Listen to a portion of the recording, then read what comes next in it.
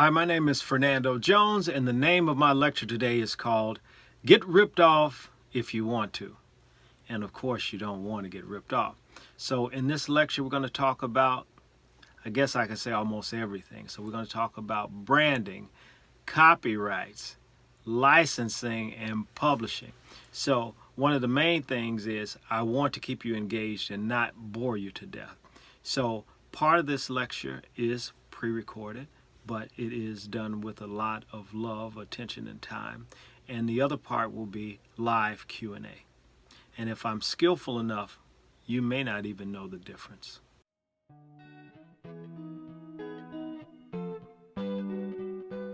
Now, when it comes to putting a band together, there are a lot of things that you have to think about. The name of the band. Who owns the band? Who is the signatory musician?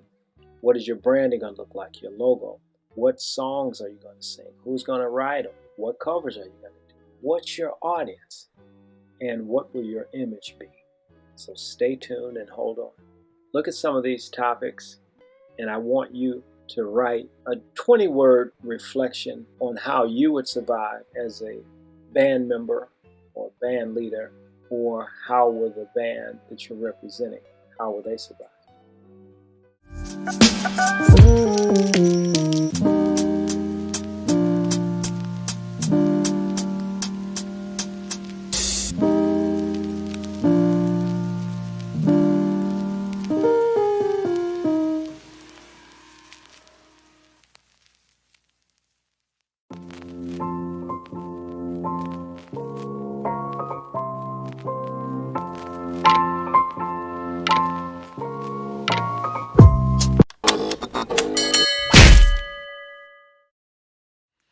No matter how hip or cool or avant-garde or rad you are, you want to be found.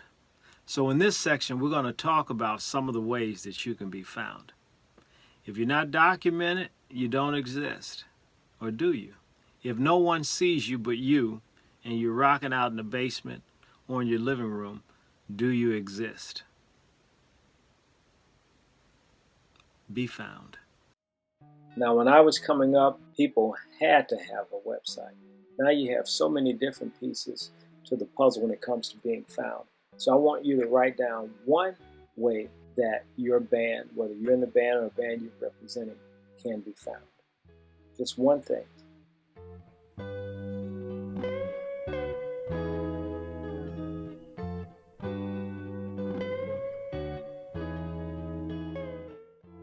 You go in the basement with 2 or 3 of your buddies, you make a song, you might not even like it, turns into a hit record, or at least a record that everybody around you likes. That song can turn into a ringtone, be used for podcasts, soundtracks to a movie, TV shows, even can wind up on Sirius satellite radio. So, what is another way your music can have an unintended life of its own? Just write down 1 or 2 things here. Begin.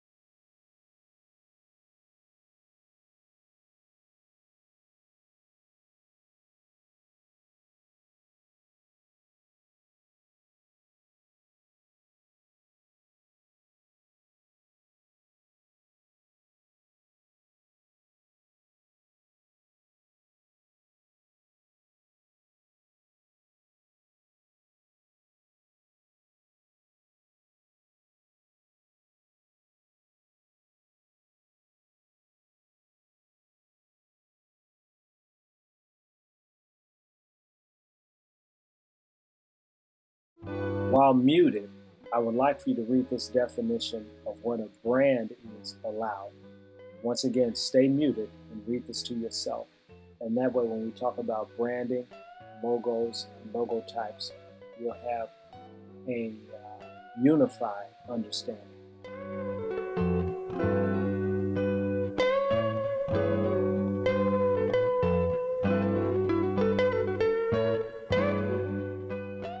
What is your definition of a logo?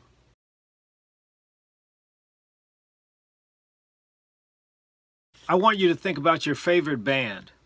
What is their identity, their corporate identity, their brand, or their logo? In this band, who is the signatory musician or signatory musicians?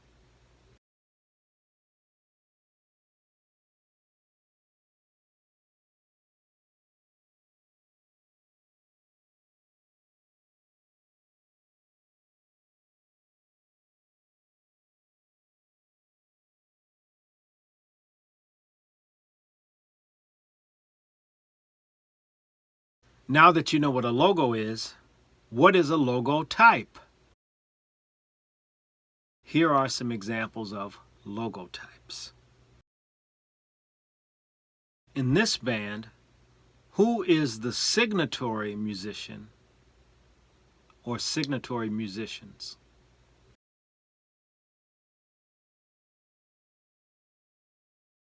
In this band, who is the signatory musician?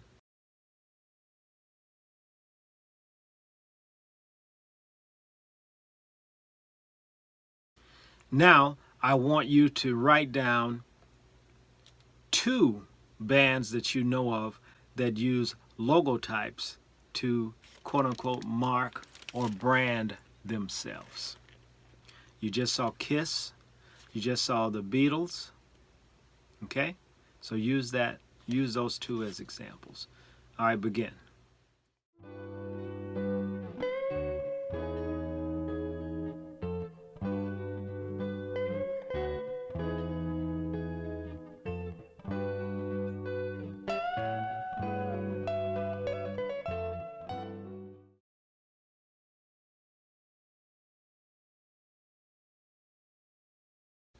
Mononyms.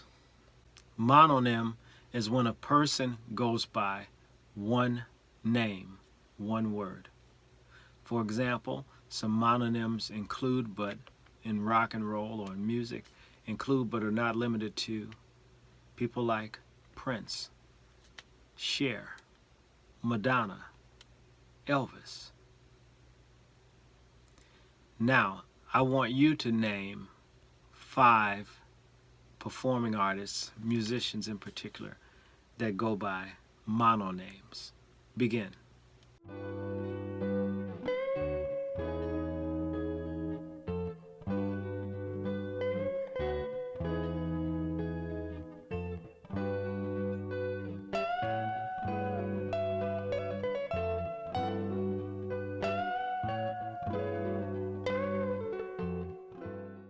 All right. When you think of copyrights and who owns the music and who owns this and that, can you copyright a sound? Before you answer that, I'm going to play a few samples of sound-alikes.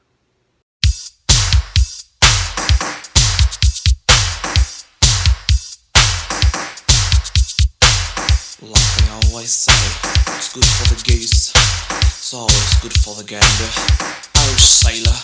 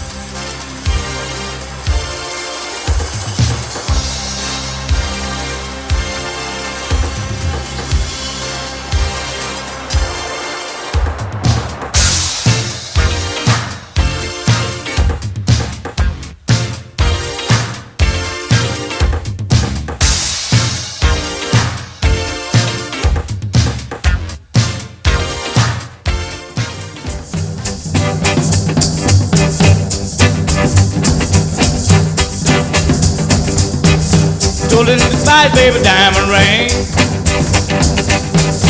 If that diamond ring don't shine, he gonna take it to a private eye.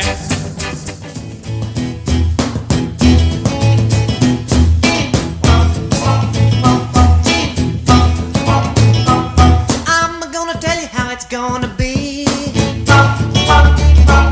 Are you gonna give your love to me? I wanna love you night and day. We will talk about sound-alikes and explain them during our Q&A session.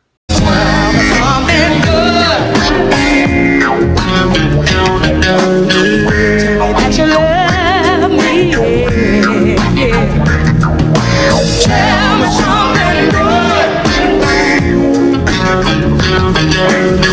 Tell me, you wish there was 48 hours to your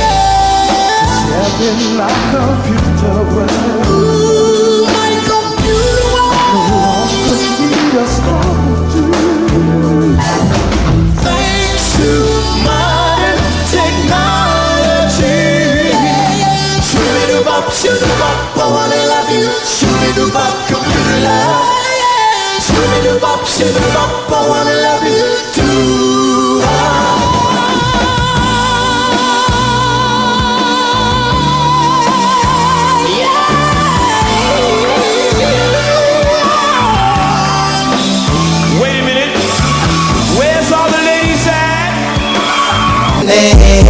Who's he made us drinks to drink? We drunk and man, I think she thinks I'm cool. She gave me a wink, I wink back, and then I think that we hit it off something proper like a bartender. Ooh, if you're looking for me.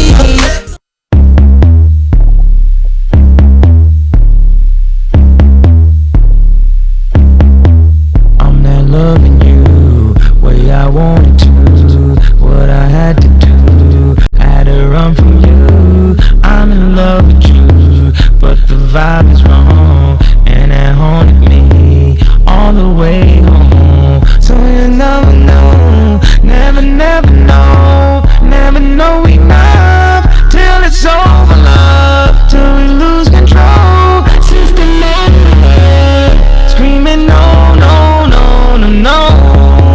I'm not loving you. Now we're going to talk about copyright forms and what the copyright forms protect.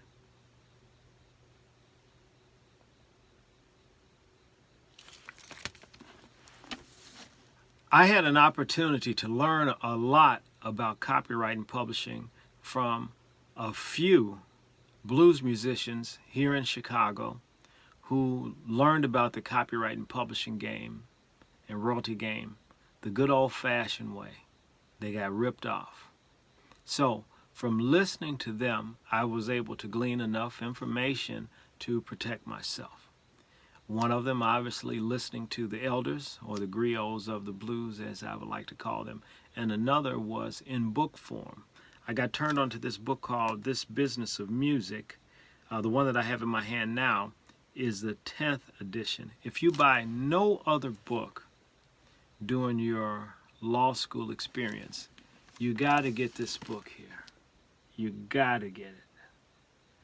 You can get it on Amazon or your favorite bookstore from anywhere from $15 maybe to $25. You got to get it.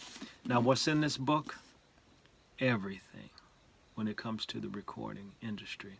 Copyrights, publishing, examples, samples, forms, so on and so forth. Okay? All right.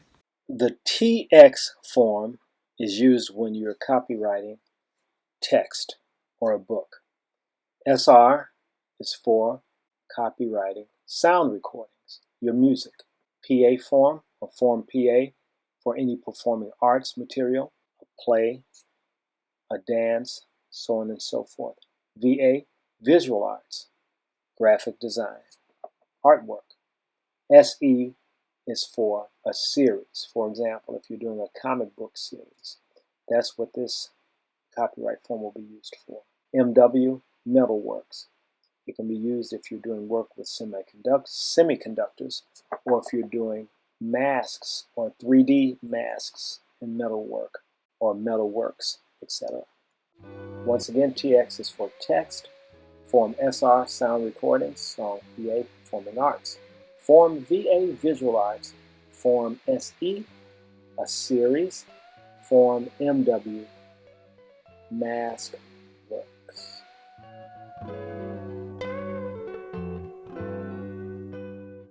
Now here is a copy of a form that I filled out for a copyright of mine, obviously. So it has everything on it. Some stuff is redacted, of course. You'll see my name, my address or contact information. You also see a stamp and a seal from the Library of Congress. So if you want, maybe we can even go over one of these forms before we get off. Or even better, I want you guys to download a form and fill it out and maybe send it to me after class. And that could be an artifact that we can use in our portfolio or your portfolio as a sample or artifact or piece of evidence.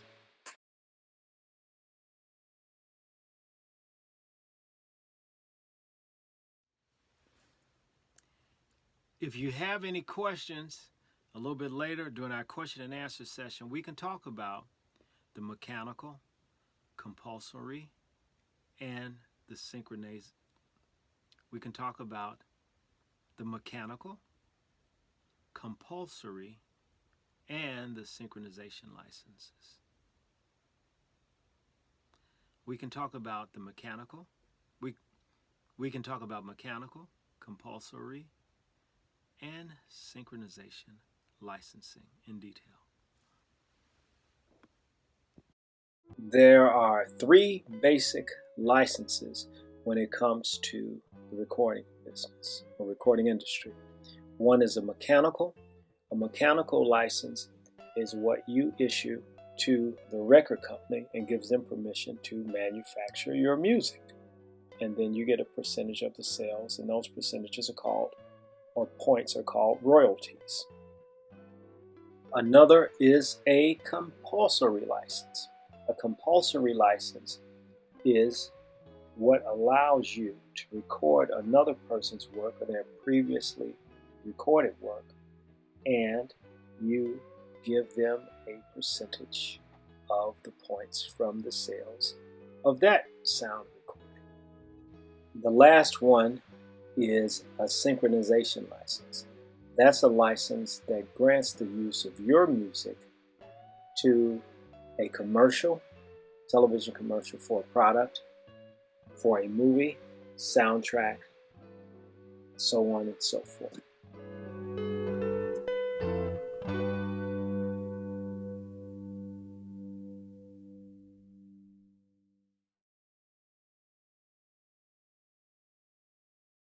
There are three major performing rights organizations. Now, performing rights organizations, what they're responsible for monitoring music plays, whether it's jukeboxes or whether it's on television, be it in a movie or a commercial, and the good old-fashioned way that it started out with monitoring spins or plays on the radio. Full disclosure, I am a member as a writer and a publisher with BMI, Broadcast Music Incorporated. So, the three major ones that we're going to talk about: ASCAP, American Society of Composers and Producers; BMI, Broadcast Music Incorporated; and CSAC, the Society of European Stage Authors and Composers. Once again, ASCAP, BMI, and CSAC. Check this out. And most importantly, the power of owning your own publishing.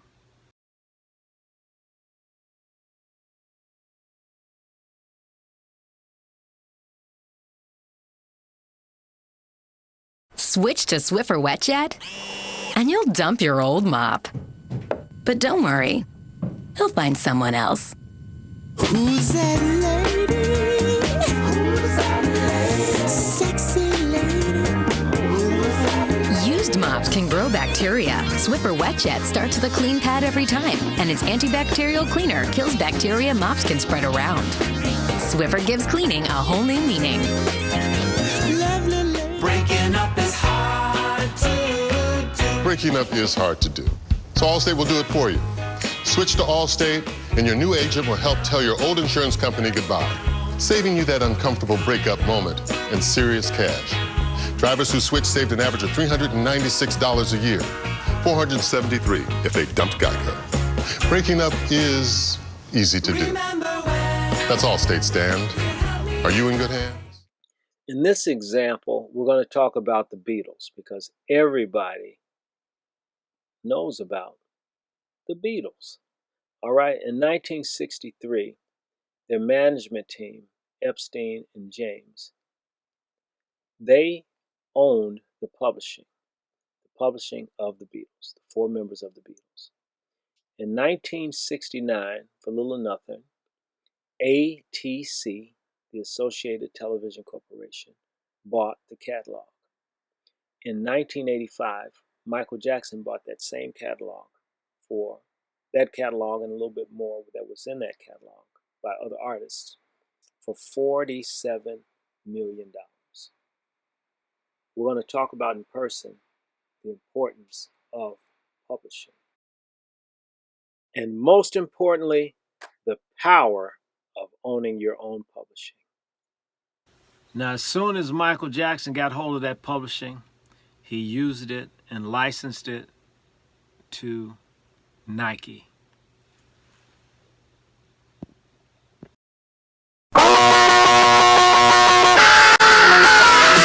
Say you want a revolution, well, you know, we all want to change. Last night about his relationship with Michael and the Beatles' music catalog, which Michael owned.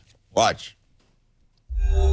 We made a couple of records together, did a video, and we're very good friends.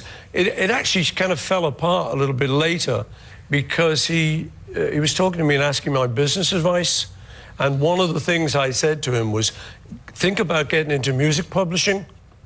And then he looked at me kind of, I thought he was joking. He said, I'm going to get yours. Oh, yeah. So, you know, I kind of thought, oh, you.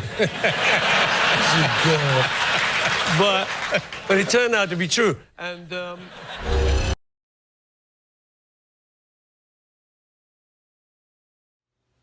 now this is a song that I wrote and recorded, and it was used in a documentary that was called Missing Alan.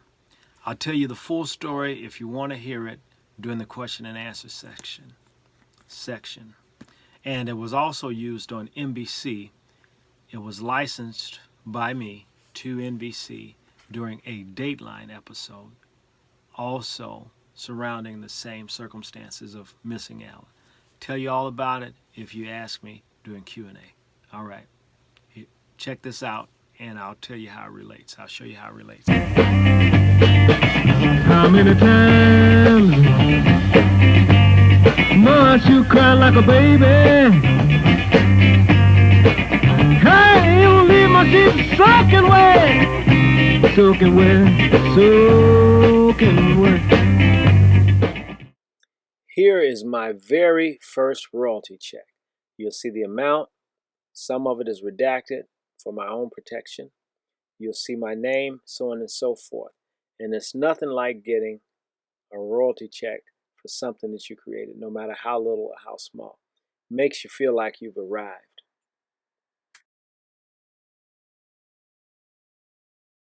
This is what a royalty statement looks like. And this was a licensing deal that I had with a German recording company. So you'll see the different territories or territory that the records were spun or played in. And you also get a chance to see the amount for the different territories, the different songs, so on and so forth. When it comes to putting your music out, it's up to you how to do it. When I was coming up, the only thing you could do is just wait for a record company to give you a deal. And if you put your own record out, people kind of look down on you. Sometimes the production may not have been as good. Or it might have been a great piece, but if you didn't have the big machine behind you, it made it look like you were sophomoric, if you will. So nowadays, you can do one of three things. You can be an independent and get an independent record label to support you and take you on and promote your records. If you do that, you'll get a bigger piece of the pie in most cases than if you were with a major record company. Okay? Second, obviously, is a major record company. The pros to being with a major record company, providing that they release your music on time and do everything that you ask them to do, that's honored in your contract. You get great promotion, you get tie into the big television talk shows, so on and so forth. And a lot of times the major record companies, their logo, the logos look pretty good. You know, Warner Brothers and all that kind of stuff. Can you see a Warner Brothers on your jacket? Look real cool. Or Columbia Records or Sony. Or you can create your own identity. You can put out your own record. Put out your own record, you're going to make more money. You're going to invest probably a lot more time, but the rewards will be a lot bigger. So in this exercise here, or this example, we're going to show you some people in the recording industry, and they're going to kind of talk about it a little bit, okay? All right. In an independent record deal situation or relationship, you'll notice that the record company gets the lion's share of the money. Another big portion goes to packaging and advertising, and a small piece goes to the artist. Now, without me being too verbose, you'll notice just when it comes to a major record deal, there are so many more working parts. I'm going to give you a moment just to look at it and see for yourself.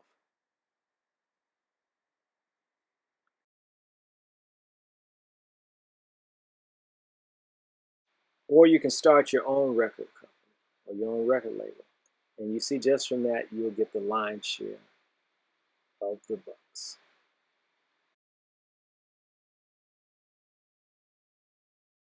Once you learn the game, you realize in the end that you got to use that game as a poster, just like they do, just like they use promotion as a poster to sell a record and get the money off the record, and you don't hardly get none of that money. You got to take that same promotion that they put out there to sell that record as your promotion to be able to go start other businesses. When I do panels in New York, kids raise their hand and ask me, how do I get a record deal? When I do panels in the South and the Midwest, kids raise their hands and say, Wendy, I've sold 15,000 records, how do I get it to 30? I can work with that.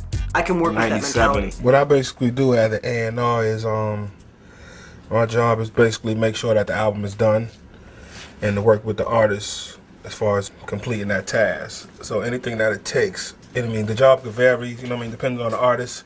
Some artists might do more, some artists might do less, but it's no exact job description. It's just like whatever it takes to get the album done. That's how I look at it, because sometimes I can find beats, sometimes I could just be as simple as just helping with the credits, you know what I mean? Or sometimes it could be as complex as helping, trying to name the album, helping, you know what I mean? It could be any kind of duties that the artist might need help with. We're standing in front of AOL Time Warner at 75 Rockefeller Plaza. Sony Music at 550 Madison Avenue, the former home of Tommy Mottola. 1755 Broadway, the home of Universal Records, who owns Interscope, Island Def Jam, Motown, Geffen, DreamWorks. It's also the home of Eminem and 50 Cent. Soon to be just plain Time Warner, or possibly BMG Time Warner, or possibly EMI Time Warner. I don't even think that AOL Time Warner, as we stand here today, knows what the name of their company is going to be soon. The Universal Records is the biggest company in the business with the biggest market share. Sony was the company that was never really into rap and hip-hop music. Universal does business like all the labels. They do what's best for Universal. This is the only industry where you can go ahead and make a master recording, pay for it, and not own it. And this has been a big problem that we've had in the music business today. If you go out into the real estate world and you buy a home and you pay for it, you own it. Not in the music industry. You pay for things and you don't own them. This industry that we are in has totally grown through merger and acquisition. We have come the last bunch of years to the end of consolidation. There's nothing more left for them to buy. So the 5 major companies are now in the process of trying to merge each other or buy each other or whatever they can do if they can get past the regulatory agencies throughout the world. The corporate philosophy has gotten to the point where there's no more creativity.